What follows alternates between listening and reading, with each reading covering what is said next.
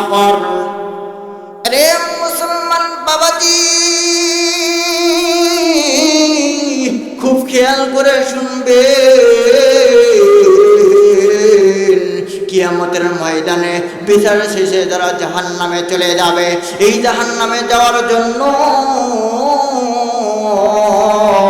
তাদের 1 নম্বর অপরাধ হবে তারা দুনিয়ার জমিনে নামাজ আদায় করে নাই।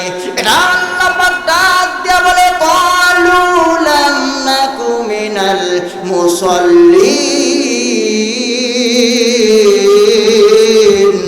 আল্লাহ পাক ডাক দিয়ে বলে, ও বান্দা বান্দিরা রে, তোমাদের ভিতরে কিয়ামতের দিনে যখন মানুষের বিচার হয়ে যাবে, মানুষ 1 নম্বরে জাহান্নামে যাবে। 1 নম্বর অপরাধ হলো তারা দুনিয়ার জমিনে নামাজ আদায় করে নাই। এ মুসলমান বন্ধুরা আমার, এই নামাজ যদি আপনি আমি আদায় না করি, অনেক অনেক আমাদের জন্য শাস্তি রয়েছে। তবে আমি আপনাদেরকে জানিয়ে দিয়ে যাব কবরের ভেতরে কোন কোন শাস্তি হবে। একটা নয়, দুইটা নয়, কবরের ভেতরে তিনটি শাস্তি হয়ে যাবে। এর ভেতরে 1 নম্বর শাস্তি হবে বন্ধু, অনেক লম্বা কাহিনী আপনাদের সামনে সংক্ষেপ করে দেব। 1 নম্বর শাস্তি হবে তাদের যখন কবরে রাখা হবে, তাদেরকে যখন 2 জন ফেরেশতা চলে আসবে, তারা আসার পরে যখন প্রশ্ন করবে, ও বান্দারে, মার রব্বুক, মানে তোমার রবকে? তখন সে সঙ্গে সঙ্গে বলবে, হা হা লা নাদরি, আমি জানি না, আমি জানি না। 2 নম্বর প্রশ্ন করবে, তোমার দিন কি? সে বলবে, আমি জানি না। 3 নম্বরে তাকে বলবে, তোমার নবীকে তুমি কি জানো? তখন সে বলবে, না না, আমি কখনোই জানি না। তখন ফেরেশতারা আওয়াজ দিয়ে বলবে, তখন আল্লাহ পাক রব্বুল আলামিন কুদরতি আওয়াজ দিয়ে বলবে, এই মৃত্যুক বান্দারে, এই দুনিয়ার জমিনে মিথ্যা অবস্থায় চলে গিয়েছে এবং ওখানে গিয়েও মিথ্যা কথা বলতেছে, তার কবরটাতে তুমি জাহান্নামের আগুন দিয়ে দাও। এ মুসলমান বন্ধুরা আমার, খুব খেয়াল করে শুনবে, যখন সে জবাব দিতে পারবে না, যখন সে আল্লাহ পাক রব্বুল আলামিনের পরিচয় দিতে পারবে না, তখন তার কবরটা পৃথিবীর 1 প্রান্ত থেকে আরেক প্রান্তে মাটিগুলো চলে যাবে। এ ভাইয়া, এখন বলবেন হুজুর এটা কিভাবে সম্ভব? এ মুসলমান বন্ধুরি, এই দুনিয়ার জমিনে আপনার আমার ঘরে যখন আজরাইল এসেছিল, আপনার বাবা মারা গিয়েছে, দাদা মারা গিয়েছে, এ বন্ধু আপনি কি জানেন আজরাইল কত বড়? ওই আজরাইল তত বড়, তার মাথায় যদি 7 সমুদ্র 13 নদীর পানিও দেওয়া হয়, তবু একটা ফোঁটা পানি জমিনে পড়বে না। এ ভাইয়া, খুব খেয়াল করে শুনবেন, এই আজরাইল যদি আপনার আমার ভাঙ্গা ঘরে ঢুকতে পারে, তাহলে ভাবে নেবেন ওইভাবে পৃথিবীর 1 প্রান্ত থেকে আরেক প্রান্তে মাটি চলে যাবে। শুধু তাই নয়, ওই মাটি এসে যখন চাপ দিবে, ডান পাজরের হাড্ডিগুলো বাম পাজরের ভেতর ঢুকে যাবে, বাম পাজরের হাড্ডিগুলো ডান পাজরের ভেতর ঢুকে যাবে। তখন এই ব্যক্তি চিৎকার করবে, যখন এই চিৎকার করবে, এই চিৎকারটা এমন ভয়ানক হবে, যদি দুনিয়ার জমিনে এই চিৎকারটা কোনো ব্যক্তি শুনতে পাইত, এই চিৎকারটা যদি কোনো ব্যক্তি জানতে পারত, সঙ্গে সঙ্গে দুনিয়ার লোভ লালসা বাদ দিয়া, দুনিয়া বাদ দিয়া সে আখিরাতের ব্যস্ত হয়ে যেত। এ মুসলমান, শুধু তাই নয়, সে সঙ্গে সঙ্গে হাট পেল করে মারা যেত। অনেক লম্বা কাহিনী বন্ধু। তার 1 নম্বর শাস্তি মাটির চাপ, এবং 2 নম্বরে তার আর কবরের ভেতরে আগুন জ্বালায় দেওয়া হবে। এ মুসলমান, এই আগুন কিন্তু দুনিয়ার কোনো আগুন নয়, এই আগুন আল্লাহ পাক রব্বুল আলামিন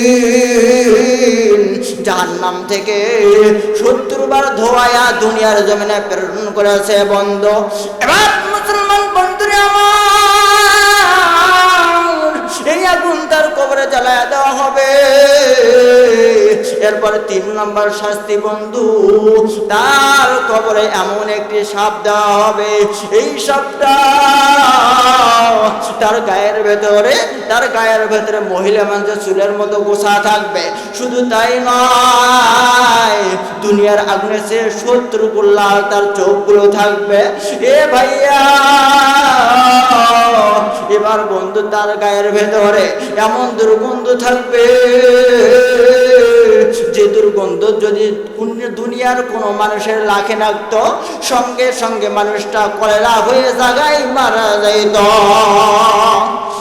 এ মুসলমান বন্ধু,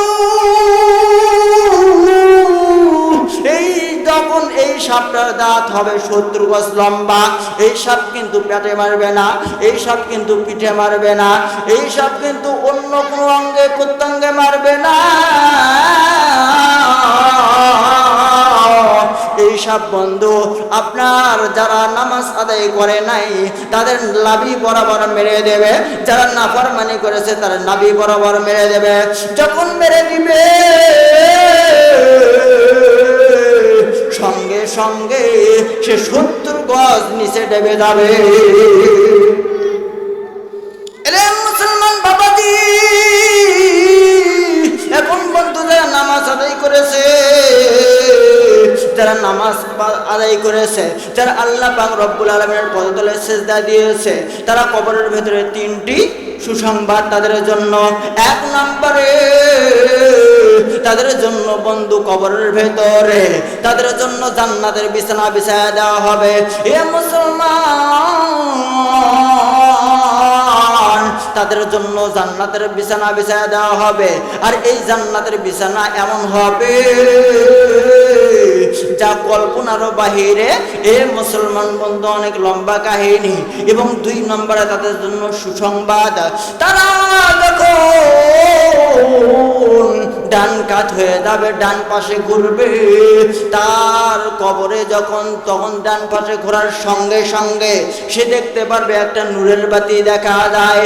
এ ভাইয়া, এই নূরের বাতিকে প্রশ্ন করবে, ও নূরের বাতি, তুমি কি দুনিয়ার কোন চন্দ্রের আলো না কোন সূর্যের আলো? তখন বলবে, না না, আমি কোন চন্দ্রের আলো নই, আমি কোন সূর্যের আলো নই, আমি দুনিয়ার কোন আলো নই, আমি হলো তোমার নামাজ আর রোজা। মুসলমান বন্ধুরা আমার, এরপরে 3 নম্বর তার জন্য সুসংবাদ, সে যখন বামের দিকে ঘুরবে, বামের দিকে সে যখন ফিরবে, সে যখন বামের দিকে হবে, এবার সে দেখতে পারবে একটি আলো দেখা যায়। এবার তাকে প্রশ্ন করবে, হে বাতি, তুমি দুনিয়ার কোন চন্দ্র না সূর্য? তখন সে জবাব দিয়ে বলবে, না না, আমি দুনিয়ার কোন সূর্য নই, আমি দুনিয়ার কোন চন্দ্র নই, আমি দুনিয়ার কোন আলো নই। তখন বলবে, ও বাতি রে, তুমি তাহলে কিসের বাতি? তখন সে বলবে, আমি দুনিয়ার কোন বাতি নই, আমি হলো তোমার কোরআন তিলাওয়াত। সকলে জোরে জোরে বলেন সুবহানাল্লাহ। এ মুসলমান বন্ধুরা আমার, এই জন্য আপনাকে আমাকে নামাজ আদায় করতে হবে, রোজা রাখতে হবে বন্ধু। কিয়ামতের দিনে সর্বপ্রথম আল্লাহ পাক রব্বুল আলামিনের হাবিব বলেন, আউয়ালু মা ইউহাসাবু বিহিল আবদু ইয়াউমাল কিয়ামাতিস সালাহ। কিয়ামতের দিনে সর্বপ্রথম নামাজের হিসাব নেওয়া হবে। এ বন্ধু, খুব খেয়াল করে শুনবেন। এই জন্য যদি দুনিয়ার জমিনে আপনি নামাজ আদায় করতে পারেন, তাহলে আপনার জন্য আমার জন্য কবরেও শান্তি, আখিরাতেও শান্তি। এ বন্ধুরে, এই জন্য আমরা দুনিয়ার জমিনে নামাজ আদায় করব। রাসূল আকরাম সাল্লাল্লাহু আলাইহি ওয়াসাল্লাম বলেন, মিফতাহুল জান্নাতিস সালাহ, নামাজ হলো বেহেশতের চাবি, নামাজ হলো বেহেশতের চাবি। আপনি যদি দুনিয়া থেকে বিদায় হয়ে যান, আল্লাহ পাক যদি আপনাকে জান্নাত দিয়ে দেয়, যদি দয়া করে জান্নাত দেয়, কিন্তু আপনার নামাজ জমা নাই, আপনার অ্যাকাউন্টে কোনো নামাজ নাই, আপনার অ্যাকাউন্টে কোনো নেক আমল নাই। ও বন্ধুরে, আল্লাহ পাক যে ডাক দিয়ে বললেন, বান্দা বান্দিরা তোমরা নামাজ আদায় করবা। আর নবী করিম সাল্লাল্লাহু আলাইহি ওয়াসাল্লাম যে ডাক দিয়ে বললেন, ইন্নাস সালাতা তানহা আনিল ফাহশাই ওয়াল মুনকার। আল্লাহ পাক ডাক দিয়ে বললেন, নবী গো আপনি জানিয়ে দেন, নামাজই পারে একমাত্র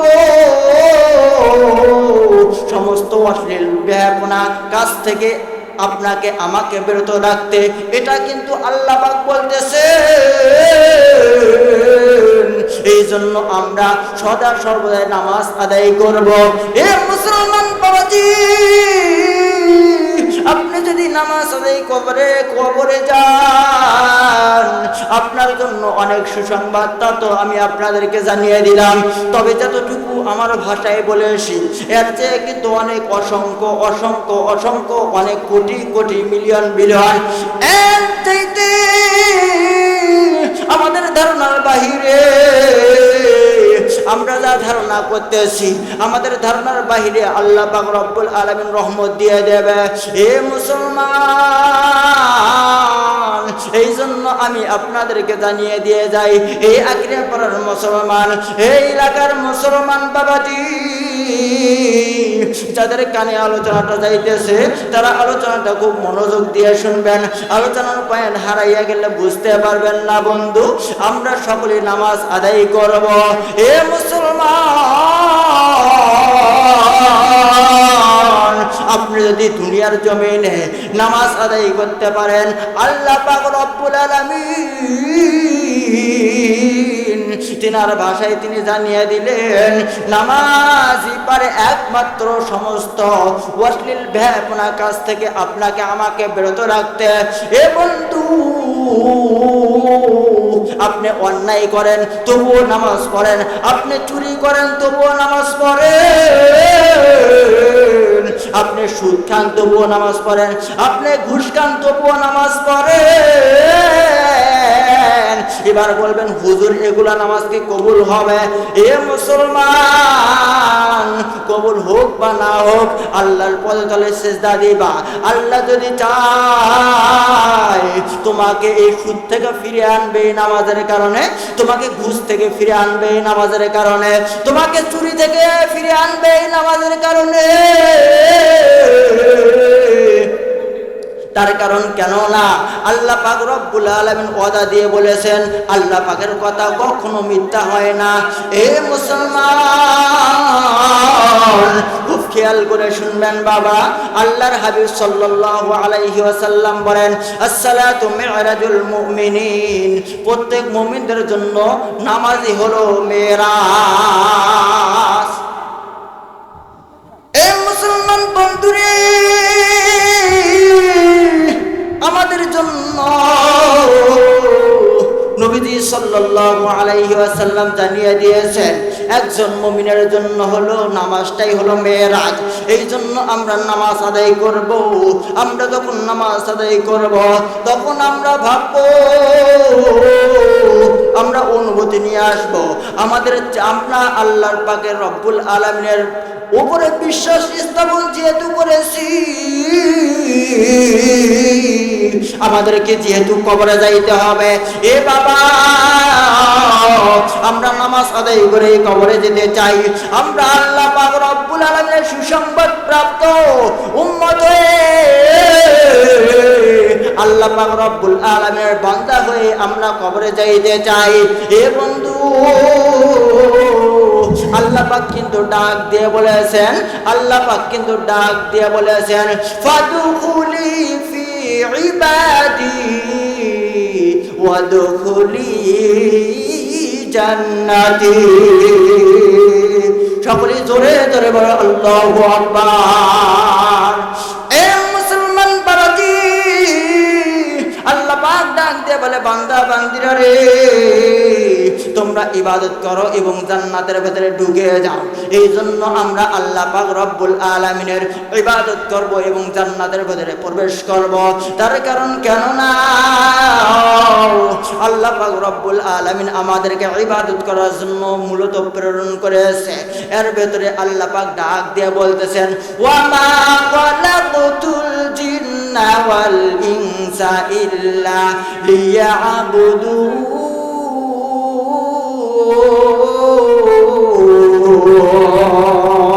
সবাই জোরে জোরে বলো আল্লাহু আকবার। আরে মুসলমান বন্ধুরা আমার, আল্লাহ পাক রব্বুল আলামিন সূরা যারিয়ার 56 নম্বর আয়াতে জানিয়ে দিচ্ছে, বান্দা বান্দিরা, আমি জিন এবং ইনসানকে শুধুমাত্র আমি আল্লাহ আমার ইবাদত করার জন্য মূলত প্রেরণ করেছি। এ ভাইয়া, অনেক লম্বা কাহিনী, অনেক লম্বা আলোচনা, তবে আমি আপনাদের সামনে সংক্ষেপ করে দিয়ে যাব বন্ধু। আল্লাহ পাক আমাদেরকে ইবাদত করার জন্য পাঠিয়েছেন। এবার বলবেন, হুজুর আপনি যে বললেন ইবাদত করার জন্য পাঠিয়েছেন, তাহলে কি আমরা খানা খাবো না? তাহলে কি আমরা দুনিয়ার কোনো কাজ করব না? এ বাবা, আপনি কেন দুনিয়ার কাজ করবেন না? আপনি যখন আল্লাহ পাক রব্বুল আলামিনের ডাক শুনতে পারবেন, যখন মুয়াজ্জিন সাহেব ডাক দিয়ে বলবে, হাইয়া আলাস সালাহ, হাইয়া আলাল ফালাহ, আয় বান্দা আয় আয় কল্যাণের দিকে আয়, যখন এইভাবে ডাক দিবে, তুমি সঙ্গে সঙ্গে দুনিয়ার কাজকে বিরত রেখে, দুনিয়ার কাজকে লাথি দিয়ে তুমি আল্লাহ পাক রব্বুল আলামিনের ইবাদত করার জন্য মসজিদের দিকে ছুটে চলবা। এ মন্দিরে এবার বলবেন, হুজুর আমরা কি দুনিয়ার কোনো কাজ করতে পারবো না? হে বন্ধু, তুমি কেন পারবা না? তুমি যখন মসজিদ থেকে বের হবা, তুমি মসজিদ থেকে বের হওয়ার সঙ্গে সঙ্গে তুমি আল্লাহ পাক রব্বুল আলামিনের নামে, তুমি আল্লাহ পাক রব্বুল আলামিনের নামে বিসমিল্লাহির রহমানির রহিম বলিয়া যখন দুনিয়ার কাজে লেগে যাবে, যতক্ষণ আপনি কাজ করবেন, এই বিসমিল্লাহির রহমানির রহিম বলার কারণে আল্লাহ পাক রব্বুল আলামিন আপনি এই কাজ যতক্ষণ করবেন, ততক্ষণ আপনার আমলনামায় ইবাদত করার সওয়াব দিয়ে দেবে। এ মুসলমান, আপনাদেরকে আমি জানিয়ে দিয়ে যাই, এখন আপনাদেরকে সুন্দর মতো বুঝাইলে আপনারা বুঝতে পারবেন। এখন আমাদের সেদিন চলতেছে, আমরা ধান কাটা চলতেছে, আমরা ধান রোপণ চলতেছে। এ মুসলমান, এখন বলবেন, হুজুর আমি যখন ধান কাটবো আমার এটা কিভাবে ইবাদত হবে? এ মুসলমান, আপনি যদি বিসমিল্লাহির রহমানির রহিম বলিয়া যে কোনো কাজ শুরু করেন, তাহলে আপনার জন্য ইবাদত হতে পারে। আপনি ইবাদত করলেন বন্ধু, যতক্ষণ পর্যন্ত ওই কাজটা করবেন ততক্ষণ পর্যন্ত আপনি ইবাদতের শামিল থেকে গেলেন। এ মুসলমান, কিন্তু ভুল বুঝবেন না, আপনি যখন সুদ খাইবেন তখন কিন্তু বিসমিল্লাহ বলতে পারবেন না। আমি আপনাদেরকে জানিয়ে দিয়ে দেই, আমাদের ভেতরে অনেক লোক শয়তানি কাজ করে। তাদেরকে যখন বলা হয়, বাবা এই শয়তানি কাজ কেন তুমি করতেছ?